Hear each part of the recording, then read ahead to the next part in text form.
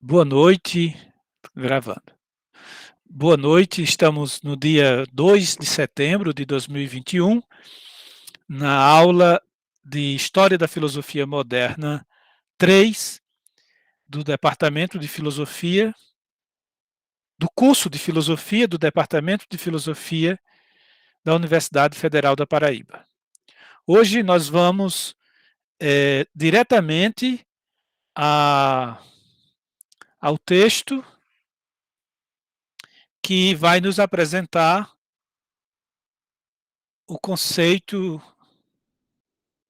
de Revolução Copernicana de Kant, que é parte do caminho que eu tenho traçado para chegarmos à filosofia do romantismo alemão. Eu vou compartilhar com vocês uma janela aqui. Eu dei a esse momento do nosso curso o título Resistência ao primado da ciência. A constituição de uma razão cientificista que se desdobra no mundo do conhecimento como o primado da ciência sobre a religiosidade e os demais saberes, e, no mundo social, como a contraposição cultural entre elite e povo, recebe, da parte do conceito, certa resistência. Qual? Aquela que destila, ao contrário, o primado da poesia sobre a ciência. Por meio do primado da poesia, a religiosidade, a lures desvelada por Nietzsche, como nome próprio de nossa potência de criatividade, emerge e faz-se valer contra a hegemonia da razão cientificista. Sendo a religiosidade o que em nós é capaz de apropriar da poesia, da arte,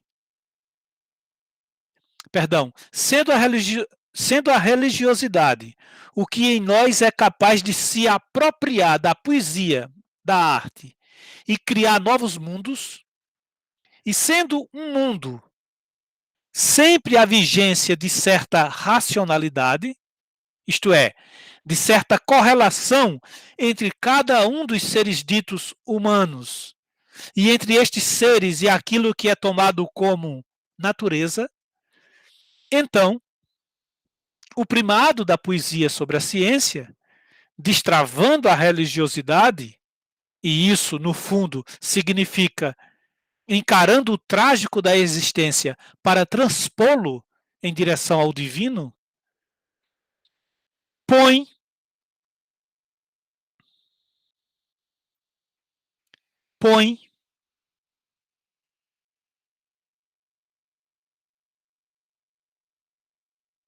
perdão, alguém pediu para entrar.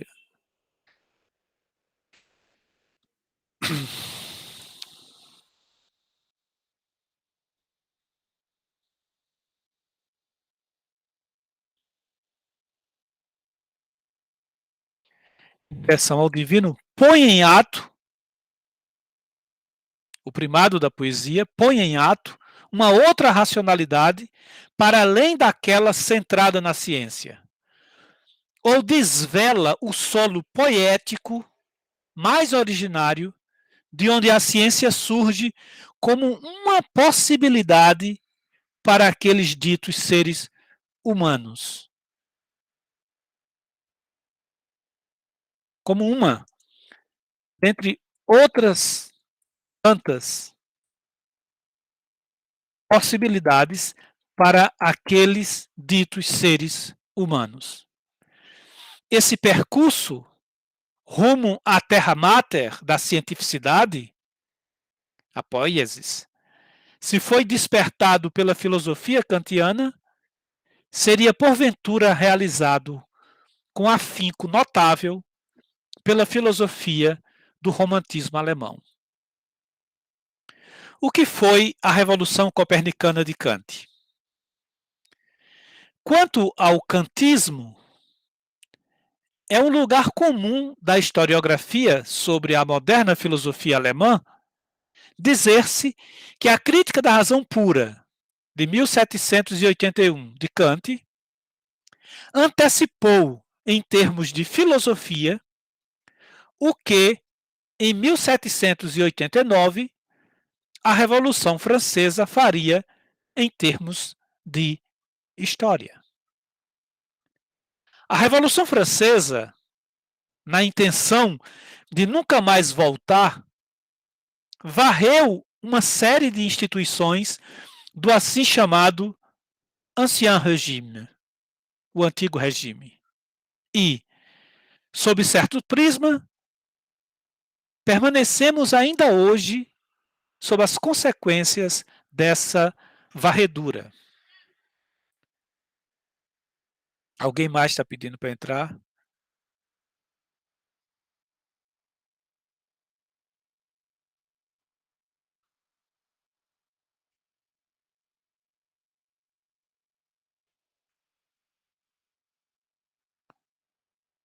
Pois não, Miriam. Professor, se fosse possível, o senhor poderia aumentar um pouquinho o zoom, que está meio pequeno, assim, para acompanhar Ah, o texto. sim, muito bem lembrado. Muito bem lembrado que no primeiro vídeo, ficou prejudicado, né, por causa disso. Vamos lá. Obrigada.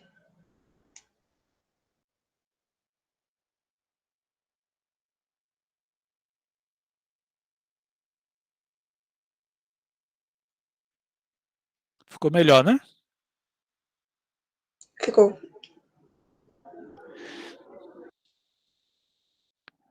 Ficou bom assim? Tá bom? Tá bom. Ah, o que foi a Revolução Copernicana de Kant? Quanto ao kantismo, é um lugar comum da historiografia sobre a moderna filosofia alemã dizer-se que a Crítica da Razão Pura de Kant antecipou, em termos de filosofia, o que, em 1789, a Revolução Francesa faria em termos de história. A Revolução Francesa, na intenção de nunca mais voltar, varreu uma série de instituições do assim chamado Antigo Regime. E, sob certo prisma, permanecemos ainda hoje sob as consequências dessa varredura. Um exemplo disso são as antigas corporações de ofícios que restringiam a entrada de certas profissões, que restringiam a entrada em certas profissões. Abolindo essas corporações, a Revolução criava as condições jurídicas para a emergência desse conhecido fenômeno social, o indivíduo, com sua suposição, justamente herdeira da Revolução, de que seja um ser livre e que, em sua liberdade, pode escolher qualquer profissão. Também a filosofia de Kant abandona aspectos essenciais da filosofia, abrindo da filosofia passada, né, bem entendido. Vou botar aqui tradicional.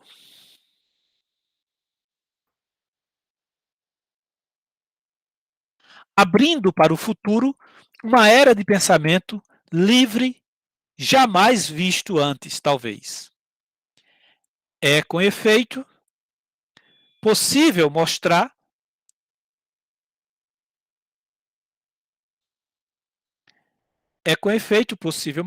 que, para além do século XIX, as principais correntes filosóficas do século XX deitam raízes na filosofia kantiana. Em que consiste, pois, essa revolução filosófica, da qual o próprio Kant tinha completa consciência, embora a tenha batizado não com seu próprio nome, mas com o nome de Copérnico? O que foi, então, a Revolução Copernicana de Kant?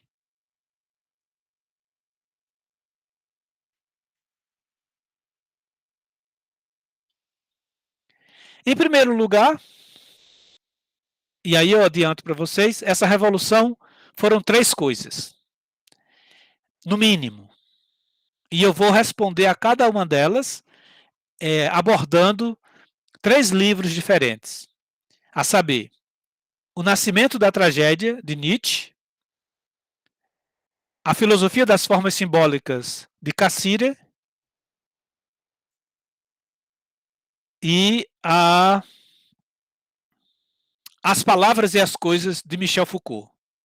Em seguida, eu vou apresentar a mesma revolução numa quarta perspectiva, a partir da leitura O Gênio Romântico, de Márcio Suzuki, que está aqui.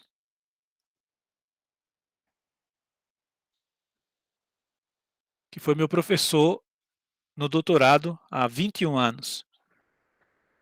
Há 20 anos. Em primeiro lugar, a contar com a interpretação trágica de Nietzsche em O Nascimento da Tragédia, a Revolução Kantiana foi uma cotovelada contundente na pretensão da cultura cientificista de poder conhecer o mundo como ele é, desde sua causa. Os manuais de filosofia os manuais da história, os manuais de história da filosofia costumam restringir esse bravo gesto de Kant à crítica da ciência metafísica, que teria a pretensão de conhecer as coisas em si mesmas, em objetos como Deus e sua existência, a alma e sua imortalidade, e o mundo em sua totalidade. O texto de Nietzsche, todavia, faz a gente compreender algo mais que os manuais em geral deixam de fora.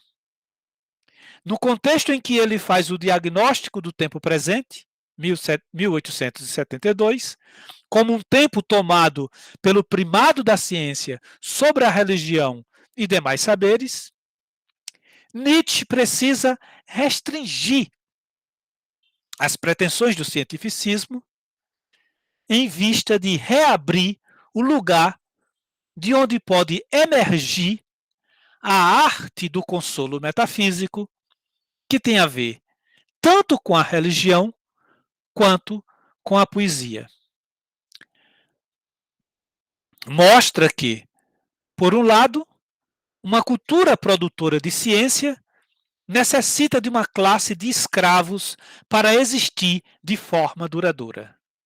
E, por outro, no auge dessa cultura que produz ao mesmo tempo ciência e escravos, no momento em que os escravos aprenderam a considerar a sua existência como uma injustiça e estão dispostos a tirar vingança não apenas por si, mas por todas as gerações,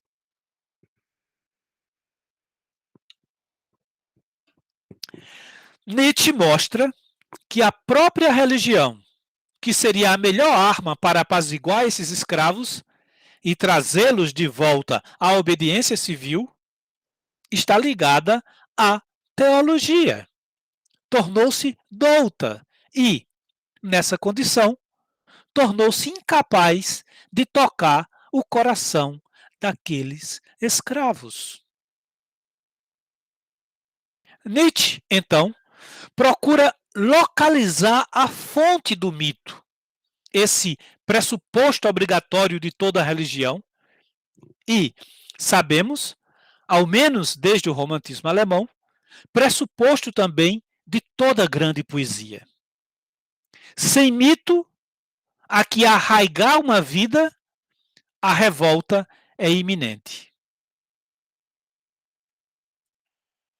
E não qualquer revolta, mas a de escravos que, sem o treino de produzir mitos, pode se dar com a mais franca facilidade a todo tipo de baixeza que se põe no lugar do mito e passa a fazer o papel de mito. A baixeza ameaça destruir nossa convivência comum. E enquanto deixarmos o mundo na mão do cientificismo e das religiões pálidas e extenuadas, tudo isso é Nietzsche, viu, gente? Pela hegemonia da ciência, estaremos à beira de sofrermos uma revolução feita por pessoas que não aprenderam nada do sério e do horror que a fonte do mito, deixada de fora pelo cientificismo, proporciona. Essa fonte é o trágico. Desse modo, fazer uma crítica das pretensões da ciência seria reinstaurar um certo contato com o trágico, no exato momento em que também já não haveria escravos, mas um povo de novo sadio, isto é, sem a baixeza da escravidão que a cultura produtora de ciência destila e perpetua. Que se note, de passagem, que Nietzsche nada tem contra o povo, mas somente contra aquele povo que a cultura científica, ele chama de alexandrina e socrática, produz como um povo de escravos.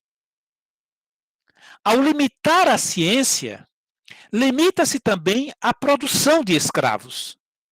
E, com isso, reabilita-se o trágico como fonte de uma civilização outra. No contato com o trágico, com efeito, outro tipo de povo pode emergir. E isso significa uma outra sensibilidade religiosa que já não mais aquela de que temos notícia. Uma outra conexão com o divino.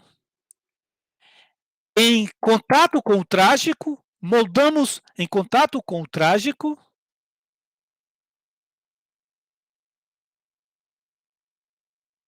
tocamos o divino e, nisso, moldamos mitos com os quais formulamos uma religião e, com esta, salvamos da destruição nossa convivência, nosso comum, ao mesmo tempo em que o elevamos a outro patamar de qualidade.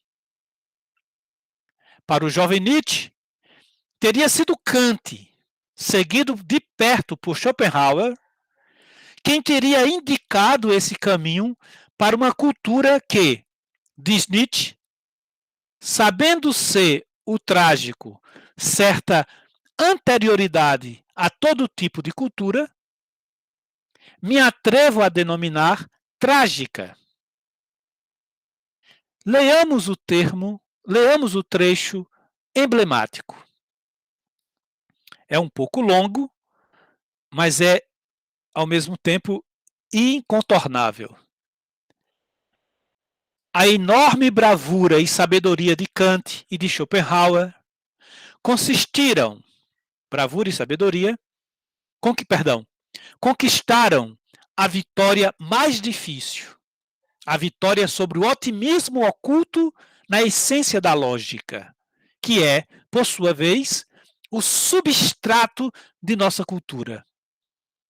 Se esse otimismo, amparado nas eterne veritates, verdades eternas, para ele, o otimismo, indiscutíveis,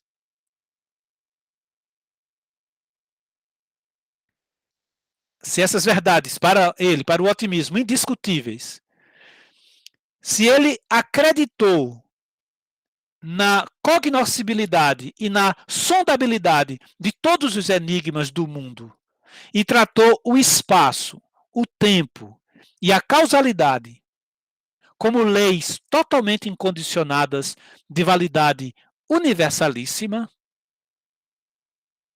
Kant revelou que elas, propriamente, serviam apenas para elevar o mero fenômeno obra de Maia, a realidade única e suprema. É levar o fenômeno à realidade última e suprema. E não a chegar à própria realidade. Bem como para pô-lo no lugar da essência mais íntima e verdadeira das coisas. E para tornar, por esse meio impossível, o seu efetivo conhecimento. Eu vou explicar.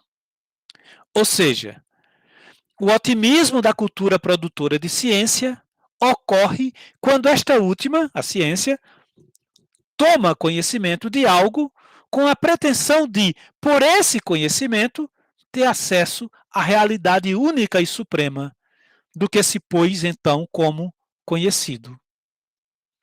Kant, ao revelar que isso era impossível, faz, na verdade, duas ações em um mesmo gesto. Primeiro, reduz a coisa ao fenômeno. Como fenômeno é um modo de aparecimento da coisa, mas nunca a própria coisa, então, aquilo que se conhece nunca é a coisa, mas um certo construto, um certo fazer aparecer da coisa, de forma que o que a ciência conhece é sempre esse construto. E aquilo que fez aparecer da coisa por meio desse construto. Porém, jamais a coisa em si. Kant faz essa revelação ao mostrar o modo como funcionam a matemática e a física modernas.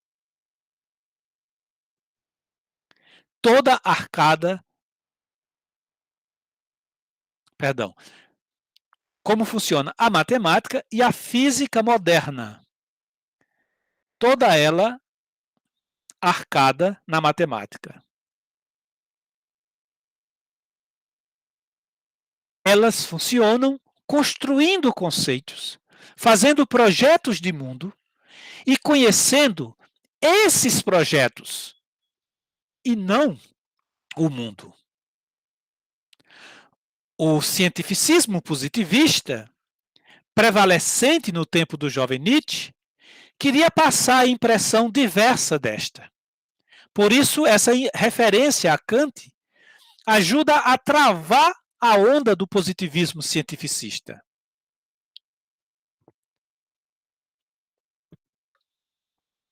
As ciências particulares, por sua vez, sabem que Kant tem razão e progridem em suas pesquisas justamente no interior deste saber.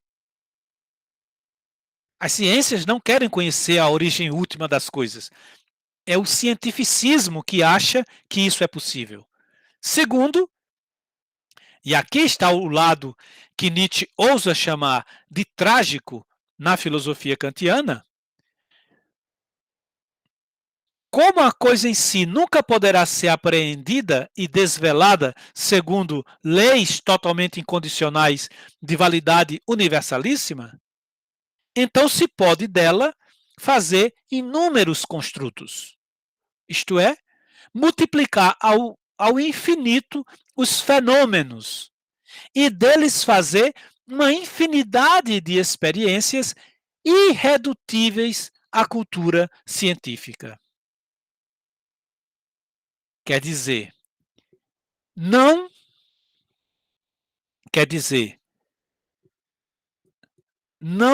só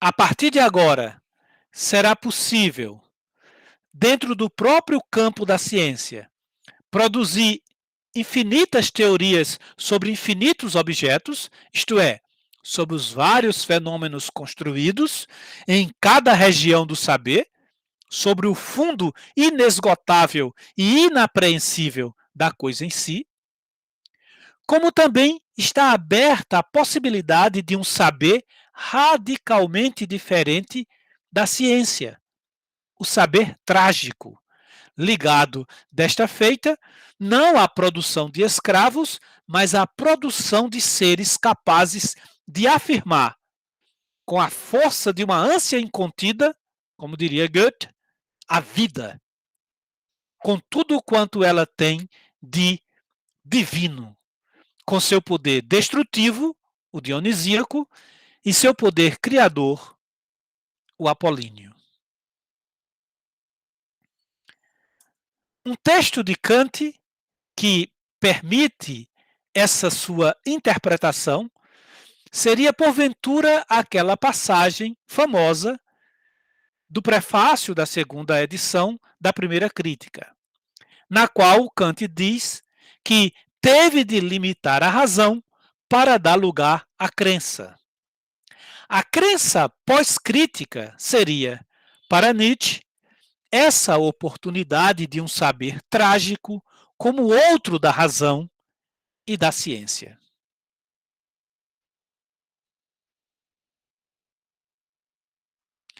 A minha ideia, portanto, é parar, interromper a gravação e começar uma nova gravação para que não fique tão pesado o documento do vídeo.